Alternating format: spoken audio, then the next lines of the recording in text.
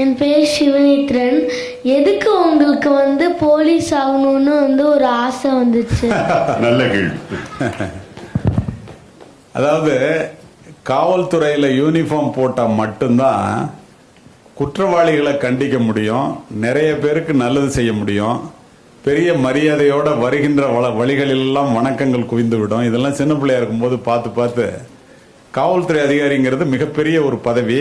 அதை ஒழுங்காக மட்டும் செஞ்சால் அதில் கிடைக்கிற மரியாதை ரொம்ப மகிழ்ச்சியானது. கிராமப்புறத்திலிருந்து ஒரு ஏழை குடும்பத்திலிருந்து வந்த நான் அந்த காவல்துறையை தான் அடிப்படையாக வைத்து என்னால் வளர முடிந்தது, பல பேருக்கு நல்லது செய்ய முடிந்தது. அதுக்காக தான் காவல்துறையை நான் தேர்ந்தெடுத்தேன். நன்றி. நன்றி. அடுத்த கேள்வி. நல்ல கேள்வி தம்பி, சின்ன பையன் அருமையா கேட்டான். சொல்லுங்கம்மா. காவல்துறை பணியில் இருந்தபோது உங்களுக்கு ஊக்கப்படுத்திய ஒரு சம்பவம் பற்றி நான் தெரிந்து கொள்ள விரும்புகிறேன். ஒரு திருச்சியில் ராம்ஜி நகர்னு ஒரு இடம் இருக்கு. அதில் எல்லாம் உலகம் முழுவதும் அல்லது இந்தியா முழுவதும் சென்று கவனத்தை திசை திருப்பி திருடுறவங்க, அட்டென்ஷன் டைவர்ஷன் கிரிமினல்ஸ்னு பேர். ஒரு 10 ரூபா நோட்டை கீழே போடுவான், 1 லட்ச ரூபாய் கொண்டு போவான். இந்த பாருங்க பணம் கீழே கிடக்குமா, இந்த முட்டாள் 1 லட்ச ரூபாய் கீழே வச்சுட்டு 10 ரூபா அவனது இல்லைன்னு தெரியும், அதுக்கு ஆசைப்பட்டு போய் எடுக்க போவான், பெட்டியை தூக்கிட்டு போயிடுவான். பேங்க்ல இந்த மாதிரி நிறைய நடக்கும். இது 50 ஆண்டுகளாக நடந்துட்டு இருந்துச்சு. இதை யாராலையும் ஒன்றும் செய்ய முடியல. ஏன்னா பேங்க்ல கோடி கோடியாக கொள்ளையடிச்சிட்டு வருவான். யாராவது போய் போலீஸ் நடவடிக்கை எடுத்தாக்க பெண்கள்லாம் ஒரு மாதிரி அசிங்கமாலாம் எங்கள்கிட்ட பிஹேவ் பண்ணிட்டாங்க, அதனால போலீஸ் காவல்துறை ரொம்ப மோசமானதுங்கிற மாதிரி ஒரு சீனை கிரியேட் பண்ணிடுவாங்க. அந்த மாதிரி நேரத்தில் யாருமே அதை போய் நடவடிக்கை எடுக்க விரும்புறதில்ல. இல்லைன்னா கொடுக்குற பணத்தை சீஸ் பண்ணிட்டு வரும்போது நிறைய 50 லட்ச ரூபா சீஸ் பண்ணிட்டு ஒரு போலீஸ் அதிகாரி வந்தாருன்னா 1 கோடி ரூபா எடுத்துட்டு போனாரு, 50 லட்ச ரூபா தான் ரெக்கார்ட் பண்ணாரு அப்படின்னு காவல்துறை மேலேயே பழி போடுவாங்க. இது யாருமே எதுவும் பண்ண முடியாமல் இருந்தது. திரு விஜயகுமார்னு டிஜிபி இருக்கும்போது, நான் அந்த மாவட்டத்தினுடைய எஸ்பியா இருக்கும்போது இதுக்கு ஏதாவது ஒரு ஃபுல் ஸ்டாப் வைக்கணும்னு சொன்னார். ஒரு நாள் திருவிழா நடக்கும். அன்னைக்கு தமிழ்நாடு இந்தியா மட்டும் எங்கே போய் திருடினாலும் அந்த திருவிழாவுக்கு எல்லாரும் ஒன்றா வருவாங்க. ஒரு டேபிள் ஒர்க் பண்ணி கார்பரேஷன்ல இருந்து அவங்களுடைய ஏன்னா எல்லாரும் வெளிநாட்டில் போய் திருடுவான், கேமராவில் ரெக்கார்ட் ஆகிருக்கும். ஸ்டேட்ல இருந்து போலீஸ் அங்கே வருவாங்க, வேற ஸ்டேட்ல இருந்து, மாநிலத்தில இருந்து. ஆள் தெரியும், பேர் தெரியாது. ஒரு இடத்துல போய் பிடிக்க போனாங்க, எவனும் இருக்க மாட்டான். வேற ஸ்டேட் போலீஸ் ஹோட்டலில் தங்கினாங்கன்னா உடனே அவனுக்கு தகவல் போயிடும். அதனால யாரையுமே பிடிக்க முடியாம அந்த பணம் அப்படி அப்படியே பல கோடிகள் போயிட்டு இருந்துச்சு.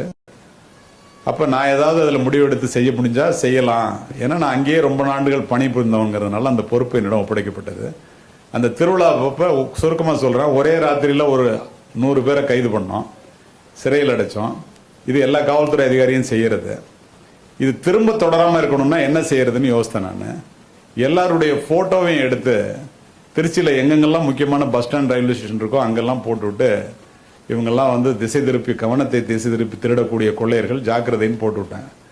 அவன் பல கோடி சம்பாதிச்சதுனால அவனுடைய பிள்ளைகளே மருத்துவராக, என்ஜினியராக படிச்சுட்டு இருக்காங்க. தான் பையன், தன்னுடைய பெற்றோர்கள் திருடர்கள் என்று தெரியாது. இதை பார்த்தவொன்னே அதிர்ந்து போன அந்த பிள்ளைகள் லீவுக்கு கூட வீட்டுக்கு வர மாட்டேன்ட்டாங்க. இது அவன் திருடுறது ரெக்கார்ட் ஆயிருந்துச்சுல்ல எல்லா பேங்க்லையும். அதை எல்லாத்தையும் எடுத்து ஜட்ஜி கிட்ட நானும் கலெக்டரும் கொண்டு போய் போட்டு காமிச்சோம். ஜட்ஜ் மிரண்டு போயிட்டாரு. என்னங்க பகல்ல பேங்க் இப்படி நடந்துட்டு இருக்கும்போது திருடுறான், ஒரு பேரும் கண்டுக்கல அப்படின்ட்டு. அவ்வளவு புத்திசாலித்தனமா திருடுவான். அது சொல்றதுனா நேரம் ஆகும். அப்படி பண்ணும்போது இந்த நேரத்தில் என்ன செய்யறது அப்படின்னு கேட்டாரு ஜட்ஜ். யாரையும் பெயிலில் விட்டுறாதீங்க. என்ன யாரும் பெயிலில் விடல. அவனுக்கு பணம் நிறைய இருக்கிறதுனால லட்சக்கணக்காக பணம் கொடுத்தா நிறைய அட்வொகேட்ஸ் ஜாமீனுக்காக முயற்சி பண்ணாங்க. ஆனால் ஜட்ஜுக்கு இது தெரியுங்கிறதுனால பெயிலில் விடலை. 1 மாசமா எல்லாம் ஏசிலையும் ஃப்ளைட்லையும் போய் திருடுறவன் 1 மாசமா ஜெயிலுக்குள்ள இருக்கிறத அவனால் தாக்கு பிடிக்க முடியல. நான் இங்கேருந்து போய் ஒரு நாள் அந்த ஜெயில் சூப்பரண்ட எப்படி இருக்காங்கன்னு கேட்டேன். சரி, எல்லாரும் உங்களை பார்க்கணும்னு சொல்கிறாங்க. நான் சரின்ட்டு போய் பேசலான்னு மஃப்டி பண்ணிட்டாங்க. போய் பேச போனேன். அப்போ எல்லாரும் என்கிட்ட கேட்டாங்க, சார் எங்களை கொன்னுறதுனே முடிவு பண்ணிட்டீங்களா? நாங்கள் என்ன சார் பண்ணுவோம்? நான் முதல்ல சொன்னேன்ல, அது மாதிரி செஞ்ச தொழிலை விட்டவன் கேட்டால் எனக்கு வேற தொழில் தெரியாது சார், எங்கள் அம்மா அப்பாலாம் இதான் சார், நாங்கள்லாம் இப்படி தான் சார் அப்படிங்கிறான். ஏடா இது அடுத்தவனோட காசுடா, இது உனக்கு மனசாட்சிக்கு தப்பா தெரியலையா அப்படின்லாம் சொன்னோன்னா அவன் சொன்னான், நான் செக்யூரிட்டி வேலைக்கு போகிறதுனா என்னை நம்ப மாட்டான் ராம்ஜி நகர்னா. பொண்ணு எடுக்கணும்னா வேற ஊர்காரன் கொடுக்க மாட்டான். நான் பொண்ணு கொடுக்கணும்னா எவனும் கட்ட மாட்டான். வெளிநாட்டுக்கு போகணும்னா பாஸ்போர்ட் தர மாட்டீங்க. நான் என்ன சார் பண்ணுறதுன்னு கேட்டான். அவனுக்கு இவ்வளவு பிரச்சனை இருக்கிறதுங்கிறது தெரிஞ்சு சீஃப் மினிஸ்டரினுடைய ஒரு வருடத்துக்கு ஒரு தடவை கலெக்டர் எஸ்பிஸ் எல்லாரும் கான்ஃபரன்ஸ் நடக்கும். அதில் போய் நான் இந்த சம்பவத்தை பற்றி பேசினோன்னே அப்போ கூட பேசும்போது அப்போது இருந்த முதலமைச்சர் வந்து அந்த சீஃப் செக்ரட்டரி வந்து தமிழ் நல்லா பேசுறீங்கன்றார். நான் தமிழில் பேசினேன். அந்த முதலமைச்சர் அந்த மைக்கை வாங்கி தமிழ் நல்லா பேசுறீங்கன்னு நீங்கள் சொன்னது தப்பு, அவர் நல்ல தமிழ் பேசுகிறாருன்னு சொன்னார். சொல்லிட்டு 1 கோடி ரூபா சேங்ஷன் பண்ணாங்க பேங்க்ல. அந்த பணத்தை கொடுத்து அவங்க எல்லாருடைய வாழ்க்கையிலையும் திருட்டு தொழிலை விட்டுட்டு வேற தொழில் செய்யறதுக்கு ஒரு ஏற்பாட்டை பண்ணி, நான் ரிட்டையர்ட் ஆகிற அன்னைக்கு எவ்வளவோ பேரை பிடிச்சிருப்பாங்க, படிச்சாங்க, அவங்களுக்கு நிறைய பதக்கங்கள் வாங்கியிருப்பேன். அத்தனை பேர் ராம்ஜி நகர்லேருந்து வந்து வாழ்க்கையை மாற்றிக்கொண்ட திருடர்கள் எல்லாரும் ஆரத்தி எடுத்து என்னை வழி அனுப்பிச்சு வச்சாங்க. அது மட்டும் என்னுடைய வாழ்க்கையில மறக்க முடியாத ஒரு செயல். சரியா? நன்றி நன்றி ஐயா. அடுத்த கேள்வி. உண்மையிலே பெரிய ஆச்சரியம். பாருங்களேன், சின்ன பிள்ளைங்கள்ட்ட எவ்வளவு திறமை, எவ்வளவு தைரியம், உள்ளபடியே மகிழ்ச்சியா இருக்க. என் பேரு ஹரிஷ்நாத். சத்தமா சொல்லு. என் பேரு ஹரிஷ்நாத். கேள்வி வந்து, நீங்க ஒரு ஐபிஎஸ் அதிகாரியா சமுதாயத்துக்கு என்ன ஒரு வித்தியாசத்தை கொண்டு வந்தீங்க? என்ன வித்தியாசத்தை கொண்டு வந்தோன்ட்டு நான் சொல்றேன். நான் நேரடியா தேர்ந்தெடுக்கப்பட்ட ஐபிஎஸ் அதிகாரி இல்ல, ப்ரமோஷன்ல அந்த பதவிக்கு வந்தவன் நான் இந்த சமுதாயத்துக்கு என்ன கொடுத்தேன்னா, இப்ப நான் உங்களெல்லாம் தமிழ் படிக்க சொல்லி சொன்னேன் இல்லையா, என்னால செஞ்ச முடிஞ்ச ஒண்ணு, போலீஸ் மேல இப்ப எவ்வளவு அலிகேஷன்ஸ் வருதுன்னு உங்களுக்கு எல்லாம் தெரியும். நான் தமிழ் படித்த காரணத்தினால ஒரு உதாரணத்துக்கு சொல்லணும்னா நல்ல தெளிவாகவே சொல்றேன். பாண்டிய மன்னனுடைய அரண்மனையில வந்து கண்ணகி வந்து உள்ள போய் நுழைவா. கோவலன் கொலைக்கலப்பட்ட பிறகு அந்த காட்சியை தமிழ்ல வர்ணிப்பான். காரணத்தோட இதை பதிவு செய்யறோம் பதிலுக்காகவே. அப்ப சொல்லுவான், களையாத துன்பம் இக்காரிகைக்கு காட்டி வளையாத செங்கோல் வளைந்தது மன்னர் மன்னன் மதிக்குடை வேந்தன் தென்னவன் கொற்றம் சரிந்தது இதுவென்கொள் அப்படின்னு மக்கள்லாம் நினைப்பாங்க கண்ணகியை பார்த்துட்டு. ஏன்னா கண்ணகி எப்படி இருப்பான்னா, கை மெய்யிற் பொடியும் விரிந்த கரும் கூந்தலும் கையில் தனிச்சிலம்பும் கண்ணீரும் கண்டனவே தோற்றான் அவள் சொல் உண்டனவே தோற்றான் உயிர்னு சொல்லுவான். அப்படி ஒரு தலைவரி கோலத்துல கண்ணில் கண்ணீரோட புழுதியில புரண்டு கண்ணகி உள்ள நுழைவா. வாயில் காவலான கூட நிறுத்த முடியாது, உள்ள போயிடுவா. மன்னன் அவளை பார்த்தோன்னே வழக்குல தோற்றுட்டானா. அவ பேச ஆரம்பிச்சோன்னா உயிரை இழந்துட்டானா. ஏன்னா அவன் கேட்பான், மன்னன் இல்லவா பாண்டிய மன்னன், அந்த நேரத்திலையும் தன்னை சுதாரிச்சுட்டு கேட்பான், எல்லாருக்கும் பதிலா சொல்றமா, உனக்கு மட்டும் இல்ல, நீர்வார் கண்ணை என் முன் வந்தோ யாரடியோ நீ மடக்கொடியோ அப்படிமா. கண்ணில் நீரோட ஒரு அழகிய பெண்ணா வந்து நிக்கிறிய, நீ யாருன்னு கேட்பான். அவ சொல்லுவா, நம்மெல்லாம் பயோடேட்டா கொடுக்குறோம்ல, ப்ரொஃபைல் கொடுக்குறோம்ல, கண்ணகி கொடுத்த பயோடேட்டாவை பாருங்க. வாழ்தல் வேண்டி ஊழ்வினை துரத்த சூழ்கடல் மன்னா நின் நகர் புகுந்து நின்பால் கொலைக்கலப்பட்ட கோவலன் மனைவி கண்ணகி என்பது என் பெயரேம்பா. தப்பா கொலை பண்ணிட்டடான்னு சொல்லுவான். அவன் சொல்லுவான், கல்வனை கோரல் கடுங்கோல் என்றும்பான், வெல்வேல் கொற்றங்கான்பான். குற்றவாளியை தண்டிக்கிறத தப்பு இல்ல. காய்கதிர் செல்வனே நீ அறிய என் கணவன் கல்வனோம்பா. அப்போ என்னுடைய சிலம்பு மாணிக்க பரல்களால் ஆனது அப்படின்னு அவ சொல்லுவா. எவ்வளவு நியாயமான மன்னன் பாருங்க. என்னுடைய சிலம்பு முத்துக்களால் ஆனதும்பா. அந்த சிலம்பை கொண்டு வாங்க. உங்களுக்கு தெரியும், அவனே சொல்லுவான் மன்னன், தேமொழி உரைத்தது செவ்வை நம்மொழி எம்முடை சிலம்பு முத்துடை அரிதேன்னு அதை ஓங்கி கண்ணகி அடிப்பா. அதுல இருந்து வெளிப்பட்ட மாணிக்கப்பரல் மன்னனுடைய முகத்திலே படும்.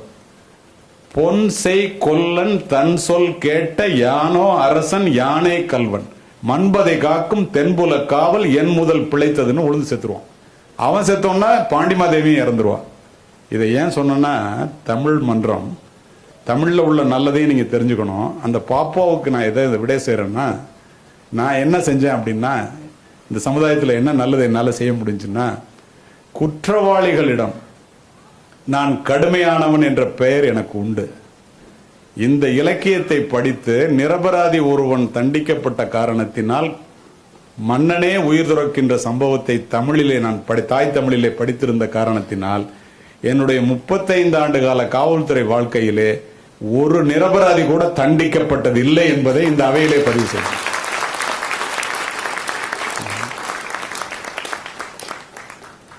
வேற பெரியவங்களும் கொடுங்க.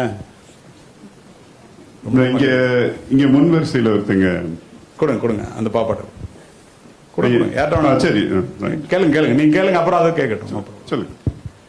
பிள்ளைகள்கிட்ட பேசும்போது கம்பேர் பண்ணக்கூடாது, ஒருத்தவங்க சொல்லுங்க. இன்னைக்கு உதாரணம் இல்லாம எதுவுமே பேச முடியாது. அப்ப பிள்ளைங்களுக்கு இப்ப அண்ணனை மாதிரி இரு, தம்பிய மாதிரி இரு, அக்காவை மாதிரி இரு அப்படின்னு சொன்னாதான் நம்மளால அவங்களுக்கு எக்ஸ்பிளனேஷன் கொடுக்க முடியும். அது ஆனா அவங்களுக்கு நீங்க சொல்ற மாதிரியும் ஏன் சொல்லக்கூடாது, கம்பேர் பண்றேன்னு இருக்கு. அதர் தென் தட் எப்படி அவங்களுக்கு புரியும்? இல்ல நான் அதை சொல்றேன். நான் அது மாதிரி ஏன் சொல்ல உட்காருங்க, நல்ல கேள்வி. இது மாதிரி கம்பேர் பண்ண இடத்துல எல்லாம் ஒரு பிள்ளைகிட்ட ஒரு அண்ணனும் தங்கச்சியும், அண்ணன் வந்து நல்லா படிச்சு மார்க் வாங்குறான், அந்த பொண்ணு மார்க்கே வாங்குறது இல்லை. உன் அண்ணன் மாதிரி இல்லையே அண்ணன் மாதிரி இல்லையே அப்படின்னு சொல்லியே அந்த பெண்ணினுடைய மனதிலே ஒரு பெரிய தாழ்வு மனப்பான்மை உண்டாயிடுச்சு. ஒரு நாள் பிசிக்கல் எஜுகேஷன் டைரக்டரா இருக்கிற ஒரு டீச்சர் அந்த பொண்ணை பார்க்குறாரு. அதனுடைய திறமை என்னன்னா எனக்கு ஓடணும் அப்படின்னு சொல்லுது. அவர் கிரவுண்டுக்கு அழைச்சிட்டு போறாரு. அந்த பொண்ணு ஓடுது. ஓடுறத பார்த்தோன்னா அந்த டைமிங்ஸை பார்த்தோன்னா எல்லாம் அதிர்ந்து போறாங்க. ஆசிய போட்டியில் தங்கம் வாங்குது. அந்த பெண்ணை படிக்கலன்னு சொல்லி அண்ணனோட கம்பேர் பண்ணி வளர்த்ததுனால அது மனசு உடைஞ்சு போயிருந்த பொண்ணு அதனுடைய விருப்பமான ஓட்டத்தை அதுக்கு தெரிந்து இனம் கண்டுபிடித்து வெளியிலே கொண்டு வந்தவுடன், யார் தெரியுமா? ஓட்டப்பந்தயத்திலே சாதனை படித்த பிடி உஷா. இப்ப என்ன தெரியுது? ஒவ்வொரு பிள்ளைகிட்ட ஒரு திறமை இருக்கும், ஒரு தைரியம் இருக்கும், ஒன்று இருக்கும். டாக்டரா தான் ஆகிறேன் அப்படின்னு சொல்ற பொண்ணை, அந்த விருப்பம் இருக்கிற ஒரு பெண்ணை, நம்முடைய ஆசை அது ஆசிரியர் ஆகணும்னு சொன்னா அந்த பெண் அதுல பரிணமிக்க முடியாது. ஓட்டப்பந்தயத்தில் ஓடுறவன நீ கணக்குல 100க்கு 100 வாங்குறா அப்படின்னு சொல்லி அவனை போட்டு உயிரெடுத்தோம்னா அதனால எந்த பிரயோஜனமும் இருக்க போறதில்லை. இதுக்கு என்னன்னா நமக்கு ஒரு பயம் இருக்கும். நல்லா படிச்சுட்டு ஏதாவது ஒரு வேலைக்கு போயிட்டா நல்லா இருக்குமேன்னு சொல்லி நம்ம சேஃப்னு நினைப்போம். அதை பெற்றோர்கள் அதுல இருந்து வெளியில வரணும். அந்த சேஃப் கேம் விளையாடக்கூடாது. அதுக்கு நம்ம மைண்டை மாத்திக்கணும். Unless you change your mind you cannot accomplish great things. அதுதான் காரணம். இப்போ என்ன காவல்துறை அதிகாரி ஆகணும்னு என்ன அதுக்கு நீ ஒத்து வர மாட்டே அப்படின்னு சொல்லிட்டு என்ன டாக்டர் ஆயிடணும் அப்படின்னு சொன்னாக்க நான் என்ன பண்ணிருப்பேன், எத்தனை பேர் பொழைச்சிருப்பான்னு தெரியாது எனக்கு. அதே மாதிரி என்னுடைய பிள்ளைகள் யாரும் காவல்துறை அதிகாரி ஆகணும்னு நினைக்கல. அவங்களாம் உயிரை காக்கிற தொழிலுக்கு தான் போனாங்க. எங்க வீட்டில் 4 டாக்டர், எல்லாரும் டாக்டர்ஸ். அதனால அவங்க சக்சஸ்ஃபுல்லா இருக்கிறாங்க. இது என்னுடைய அனுபவத்தில் கிடைத்த உண்மை. நன்றி. நன்றி. இன்னும் ஒரு 2 கேள்விகளுக்கு வேணா அந்த பொண்ணு கொஞ்சம் ரொம்ப நேரமா கொடுங்க கொடுத்துட்டு இருக்கேன். என்னோட பேர் காயத்ரி. உங்களுக்கு கஷ்டங்கள் இருந்ததுன்னா உங்க கஷ்டங்கள் இருந்து எப்படி மீண்டு ஒரு சிறந்த காவலாக நீங்க வந்தீங்க? அதாவதுமா, வாழ்க்கை என்றால் 1000 இருக்கும். தமிழே சொல்றேன், வாசல்கள் தோறும் வேதனை இருக்கும். வந்த துன்பம் எதுவென்றாலும் வாடி நின்றால் ஓடுவதில்லை. எதையும் தாங்கும் இதயம் இருந்தால் கடைசி வரைக்கும் அமைதி நிலைக்கும்னா என்னன்னா, போராட்டம் நிறைந்ததுதான் இந்த வாழ்க்கை. நம்ம எல்லாருக்கும் இருக்கிற கஷ்டத்தை நம்ம என்ன நினைப்போம்னா, நமக்கு தான் வாழ்க்கையிலேயே பெரிய கஷ்டம்னு. ஒரு டேபிள்ல எல்லாரும் உங்க கஷ்டத்தை வைங்க அப்படின்னு சொல்லி எல்லாரும் வைக்க முடியுதுன்னு வச்சுங்களேன், வச்சுட்டு அதை பார்த்தாங்கன்னா அவன் கஷ்டத்தை மட்டும் எடுத்துட்டு போயிடுவானா. ஏன்னா மற்ற கஷ்டம் அதை விட பெரிய கடல் அளவு பெருசா இருக்குமா. அதனால நமக்கு மட்டும்தான் கஷ்டம்னு இல்லை. இது சர்வைவல் ஆஃப் த ஃபிட்டஸ்ட். தகுதி உள்ளவை மட்டுமே வாழ முடியும். அதனால இந்த கஷ்டத்தெல்லாம் புறந்தள்ளி விட்டு, கஷ்டங்கிறது எல்லாருக்கும் இருக்கும். நமக்கு வர்ற இப்போ நீங்க படிச்சிருப்பீங்க தானே, காலுக்கு ஷூ இல்லையேன்னு அழுகிறவன் காலே இல்லாதவனை பார்த்தான்னா ஐயோ அப்பா நமக்கு எவ்வளவு நல்ல கடவுள் காலை கொடுத்துருக்காருன்னு நினைப்பான். அவ்வளவுதான், சிம்பிள். அந்த மாதிரி நம்ம கஷ்டங்கள்லாம் ஒரு கஷ்டமே இல்லை. இதை விட கஷ்டம் இருக்கிறவங்கலாம் நிறைய பேர் இருக்காங்கன்னு நான் நினைச்சேன். இப்போ நான் சென்ட் ஜோசப் காலேஜில் படிக்கணுங்கிறதுக்காக என்னை அழைச்சிட்டு போனாங்க எங்கள் அப்பா. எங்கள் அப்பா 320 ரூபா தான் பணம் வச்சுருந்தாங்க. அந்த 320 ரூபா பணத்தை வச்சுட்டு போய் அங்கே சேர்க்க போகும்போது என் மார்க்கை பார்த்தோன்னே அட்மிஷன் கொடுத்துட்டாரு அவர். ஆனால் ஹாஸ்டலில் தங்கி தான் படிக்கணும்னாங்க. 60 ரூபா பணம் கட்ட எங்கள் அப்பாவால் முடியாது. நாங்கள் மொத்தம் 6 பேர். அதனால இங்கே வேண்டாப்பா வாங்க போகலான்னு அந்த மரங்கள் அடர்ந்த சென்ட் ஜோசப் கல்லூரியை பார்த்துட்டு அதில் படிக்க முடியலன்னு நான் திரும்பி வந்தவன். எங்கள் அம்மாட்ட அழுதேன். எங்கள் அம்மா கொஞ்சம் படித்தவங்க. என்ன சொன்னாங்க தெரியுமா? வறுமை சிறுமை அல்ல, வறுமையை கண்டு பயந்து விடாதப்பா, ஒரு திறமை இருக்கு ஒன்றுகிட்ட, அதை மறந்துடாதன்னாங்க. அதை அப்படியே நான் எடுத்துக்கிட்டேன். என்ன நடந்துச்சு தெரியுமா? எந்த சென்ட் ஜோசப் கல்லூரியிலே படிப்பதற்கு எனக்கு மார்க் இருந்தும் வாய்ப்பு கிடைக்கவில்லையோ, அந்த சென்ட் ஜோசப் கல்லூரியை போல நூற்றுக்கணக்கான கல்லூரிகள் இருக்கின்ற அந்த மாவட்டத்திற்கே மாவட்ட கண்காணிப்பாளராக மாறி அந்த கல்லூரிக்கு 3 முறை முக்கிய விருந்தினராக சென்று மாணவர்களுக்கும் ஆசிரியர்களுக்கும் உரையாற்றி இருக்கு. எல்லாரும் கஷ்டம் இருக்கும், அதை மீறி வர்றதுதான் வாழ்க்கை. இனி எதர் கொஸ்டின்? அங்க பின்புறத்தில் வேற கேள்வி கேளுங்க, கொடுங்க. வணக்கம். வணக்கம். நீங்க ஆய்வாளராக பணியாற்றிய போது நான் அகில இந்திய வானொலி நிலையத்தில் பணியாற்றினேன். மிக்க மகிழ்ச்சி, மெத்த மகிழ்ச்சி. உங்களை பார்த்திருக்கிறேன். கேள்வி, உங்களுடைய துறையில் சந்தித்த தடைகள், அதை சமாளித்த முறைகள், அது வேண்டும். அருமையானது ஒரு கேள்வி. இது நம்ம தமிழர்கள் இருக்கிற அவை. எல்லாரும் இருக்கீங்க, இந்து முஸ்லீம் எல்லாரும் வித்தியாசம் இல்லாம இருக்கிறீங்க. ஏன் அப்படி சொல்றேன்னா, ஜாதி மதங்களை பாரோம் உயர் ஜென்மம் இத்தேசத்தில் எய்தினராயின் வேதியராயினும் ஒன்றே அல்ல வேறு குலத்தினராயினும் ஒன்றே பாரதி. அப்படி பார்க்கிறேன் நான் உங்களை எல்லாரையும். சென்னையில் நான் பணிபுரியும் போது விநாயகர் சதுர்த்தி ஊர்வலம், ஒரு 1000 பேர் விநாயகர் சிலையை எடுத்துட்டு போவாங்க. அங்க ஒரு பெரிய மாஸ்க் இருக்கும். அந்த மாஸ்க்ல ஒரு 1000 பேர் இஸ்லாமிய சகோதரர்கள் உள்ள இருப்பாங்க. இது வருஷம் நடக்கிறது. இது சட்ட ஒழுங்கு பிரச்சனை இல்லாம அதை தீர்த்துட்டா அப்படின்னா அந்த இடத்துல நாங்க டெப்டி கமிஷனர், துணை ஆணையர், அந்த துணை ஆணையர் சட்டம் ஒழுங்குல பெரிய ஆளு அப்படின்னு பேர் எடுக்கலாம். அப்படி ஒரு பெரிய, ஏன்னா எங்கேயாவது ஒரு நிகழ்ச்சி இருக்கும். எல்லாரும் நம்ம அண்ணன் சகோதரர்களா இருந்தாலும் யாராவது ஒரு சிலர் செய்யற தவறுனால பெரிய குழப்பங்கள் ஏற்படும். இந்த விநாயகர் சிலை செய்யும் போது அதை லாரியில வச்சு எடுத்துட்டு வருவாங்க. மொத்தமே 12 அடி தான் இருக்கலாம். அது லாரி உயரத்தையும் சேர்த்து அதுக்கு மேல அந்த விநாயகர் உயரம் வரைக்கும். ஏன்னா அதுக்கு மேல உயரம் இருந்தா இழுத்துட்டு வரும்போது எலக்ட்ரிசிட்டியில டச் பண்ணும். அதனால அந்த உயரத்தை சரி பண்றதுக்காக 1000 இடத்துக்கும் 1000 காவலர்களை போட்டு அந்த உயரம் இதுக்கு மேல இருக்கக்கூடாது அப்படின்னு சொல்லி நாங்க சொல்லுவது உண்டு. ஒரு உதவி ஆய்வாளர் அவன் போய் பார்க்காமலே அதை விட்டுட்டான். அந்த ஆள் மட்டும் அதை 14 அடியில செஞ்சுட்டான் மொத்தம். இதை எல்லாரும் இழுத்துட்டு வரும்போது நான் முன்னாடி லீட் பண்ணி ப்ரொசஷனை போயிட்டு இருக்கேன். மாஸ்குள்ள ஆயிரக்கணக்கான பேர் இருக்காங்க. இங்க 10,000 பேருக்கு மேல வர்றாங்க ஊர்வலத்துல. ஒரு மாஸ்க்ல இருந்து ஒரு கிளை வளர்ந்து அப்படி வெளியில வந்திருக்கு. இந்த விநாயகரனுடைய தலை அந்த கிளையில இடிக்குது. உங்களுக்கு தெரியும் தானே, இந்து முஸ்லீம் கலவரம்னா அது உலகம் பூரா பரவும். நல்லவர்கள் அங்க நிறைய பேர் இருந்தாங்க. இருந்தாலும் கிளைய வெட்டினா தலை உளுந்துரும் அப்படின்னு நிறைய பேர் சொன்னாங்க. தலையை வெட்டினா நிறைய தலை உளுந்துரும் இங்க ஊர்வலத்தில் வர்றவங்கலாம் சொல்றான். நான் அங்க அதிகாரி, ஆயிரக்கணக்கான போலீஸோட இருக்கேன். எனக்கு மேல உள்ள ஒரு அதிகாரி ஸ்டாண்டிங் லோடுன்னு சொல்லி துப்பாக்கியில சுற்றலாம், வேற வழி கிடையாது அப்படின்னு நிறுத்திட்டாரு எல்லாத்தையும். சந்தித்த பிரச்சனை இது. அதை தீர்வு கண்ட விதத்தை பத்தி கேட்டீங்க.